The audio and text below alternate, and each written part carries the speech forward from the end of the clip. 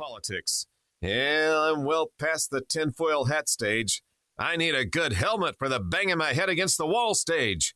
The Kate Dalley Show starts now. When they first found petroleum, because they were beginning to make motors and needed it on axles of wheels on railroad trains and all that sort of thing, then oil went from just a lubricant to a fuel, and it made it valuable. And Rockefeller happened to be the smartest man in the business at the time. So in order to get the price up, they hit on the idea that they would have to make it appear to be scarce. After we take the next few barrels out, we're probably going to have to close as well, that kind of thing. But a very fortuitous event. In 1892, there was a convention in Geneva of scientists to determine what organic substances are. Well, the definition of organic is a substance with hydrogen, oxygen, and carbon. So at this Geneva convention, Rockefeller took advantage of sending some scientists over who said oil, petroleum, is hydrogen, oxygen, and carbon. And playing the game properly, when this scientific convention was over, they defined oil as a residue from formerly living matter. Well, that makes it a fossil fuel. It's called fossil fuel for the minds of the public to feel that it is an asset that is running out, being depleted, when it is the second most prevalent liquid on Earth. Amen to that. Milty's out today, and Pesta will be joining me in a little while, but I love that clip. It goes to the lies that we've been told, claiming that oil is a fossil fuel so that they can control it, so that it seems as though it's depleting. And I found that, I don't know, I just love that clip. I hope you pass that along to your kids, grandkids, because I think that the knowledge just from that 60 seconds is so huge. We have been told so many lies. It's funny, in the comment section of that, you always have the individual, and in this case, you did have this individual that said, I can't believe you're talking about Rockefeller. He lived 150 years ago. And the point is, because they're missing the whole entire point, is that lie has continued. The lie was for him to gain profit, but the lie continues to this day. And they drive that home and they act like that's the truth and it's not the truth. And so they were able to get away with saying that we had an energy crisis in the 70s. It was a lie. It's a total lie. We knew it, right? We knew it. A lot of people knew it at the time, but we didn't. But it wasn't obviously the prevailing thought amongst the populace, because they thought we were in an energy crisis and they thought that the Middle East was in control of it. So amazing to me. So today, I'm actually I want to concentrate on some fakery that I find kind of compelling. And I also want to talk about home insurance, the time bomb that's coming with that too, if I can get to that. So I'm going to start in kind of an interesting place because of the nature of why I'm bringing this up too. There were a lot of articles today about AI. All right. Trump was talking about AI. We know Kamala's AI. If you look at a picture of Kamala 4 years ago, completely different than what, even a couple of years ago, than what they're showcasing right now as her running for president. Kamala just looks like she's been AI'd, actually, all her features and everything. And they're trying to turn her into this desirable person. It's a task. Whoever's in charge of that task, I'm so sorry for you. But they're trying to do it.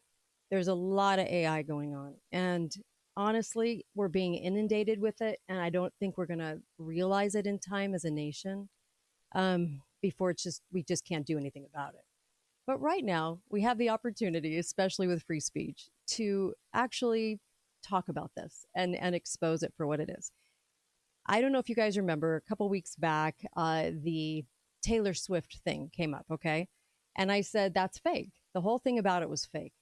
And I didn't really talk about it in detail, and I'm really not going to talk about it in detail today, but it's going to lead me to another subject that I really want to talk about. So this was back on July 29th, okay? A knife attack allegedly took place in a dance studio in the UK, and 3 children were allegedly killed and 10 other people, including 8 children, were injured. And a 17-year-old teenager was arrested at the scene and charged with 3 counts of murder and possession of a sharp object. And the attack took place during a Taylor Swift themed yoga dance workshop held in Heart Space, right, in the UK, in this neighborhood in UK. And the assailant, they said, stabbed these children and some adults, and people were kind of wondering about the situation. So then it came out that the suspect was named Axel Rudakabana. Okay, I'm probably saying that wrong, but Rudakabana, we'll just go with that. That's his name. So a suspect in this knife attack, and he was accused of doing all of this. Okay, and the story led to violent riots. A lot of police officers, they said, were injured, kind of like the Capitol Police riots. You really need to look into those stories before you determine if they're really true or not. And of course, emergency vehicles were torched, and the Muslims came out. Remember, because we were talking about a decoy last week. There was a caller that called in that talked about the decoy, where they said this protest is going on. All these people showed up, but then the real protest was somewhere else. Okay, so the authorities forgot to mention, and this comes from Miles, by the way, some of his research. The authorities forgot to mention that the British intelligence uses these crisis actors to stage events. And the British Army, CERN, CERN, okay, you remember CERN, and the British Home Office, Ministry of Defense, employ a company called CrisesCast, okay, CrisesCast. So to hide the deception, right, it was outed that Axel, this guy that was accused of this crime, was actually one of their actors. So they went ahead and they hurried and they deleted the posts. Okay? They deleted the posts. And a lot of people on the internet were doing research had already captured some of these screenshots. And so they have these. And there was also a promotion video for a new kind of like nonprofit called Children in Need, where he was utilized, Axel, suspect in this stabbing, okay? He was utilized in this video for them. And the logo was a bear with a hidden eye, and it was BBC Children in Need, BBC's UK charity since 1980, raised over $1 billion, yada, yada, yada. And it was Axel. So they were already sort of admitting, that he was one of theirs. And then you have this giant psyop, okay, going on. And how much is that happening? So a lot of people have probably been asking this, and we've done a few shows on crisis actors. And back in the day, there was right post Sandy Hook, they had these crisis actor groups asking for things, okay, asking for actors to show up.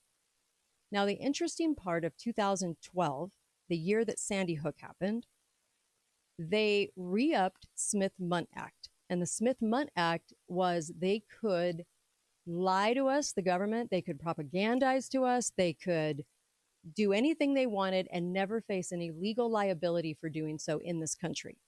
The Smith-Mundt Act goes clear back to 1940, and it was always about foreign. But now it was about us, right? It was about domestic abuse. They'd been doing this long before, but this gave them the legal right, I guess, in their minds to do this because they had re-upped the Smith-Mundt Act to include domestic lying. So before they could lie in foreign press to foreign countries, if it meant it was in the national best interest of America, and now it was domestic, they could lie here. So just keep that in mind. That was 2012. And all of a sudden, we started seeing these crisis actor companies come up, okay? And this one was called Vision Box. Vision Box still exists today, although Vision Box does not talk about the hiring of crisis actors. They're only a theater troupe. I say that in air quotes, theater troupe, okay? But at the time, they were actually asking for actors for active shooting drills and mall shooting full-scale exercises. This article comes to us from 2012, okay? And so this was Denver's leading professional actor studio. And Vision Box crisis actors were trained in criminal and victim behavior to bring what they said, an intense realism to simulated mass casualty incidences in public places.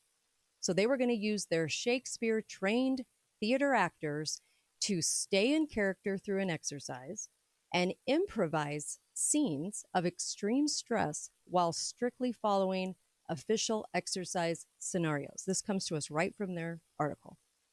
Okay? In your mind, I want you to think about this for just a moment. Why do they need such intense reality? If you're a emergency services worker and you're about to engage in a drill, everyone knows that you're in a drill. So the crisis actors, I mean, honestly, they could be in, with no training whatsoever, show up to be bandaged in a drill. Why do you have to have such intense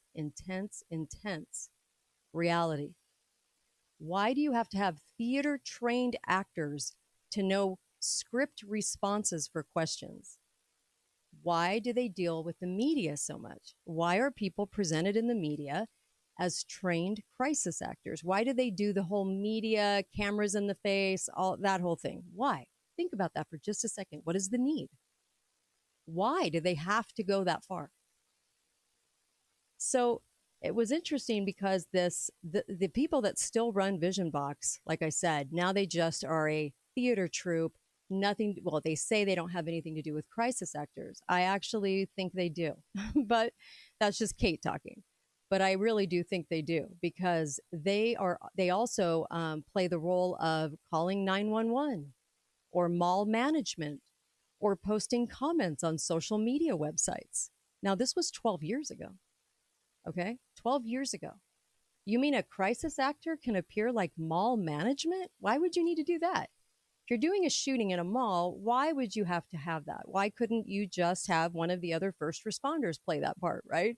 Why do you have to have theater brought in? So keep that in mind. They said also that the exercise can test all of these certain things, and isn't this great? And then security camera footage would be edited for after election reports and future training. When I come back, I want to talk to you for a second about CrisesCast. I think you're going to be seeing a lot more of this newer group. This newer group stems out of the UK, and I think there's a lot more here to digest as far as what we see in the future. I know we have AI. I know we have all of these things that manipulate our thought, manipulate, brainwash, everything else into thinking we're seeing something real. But these crisis actors are very much a part of this. I'll be right back. I have more to talk about. Be right back. KateDalleyRadio.com. Thanks for listening to The Kate Daly Show.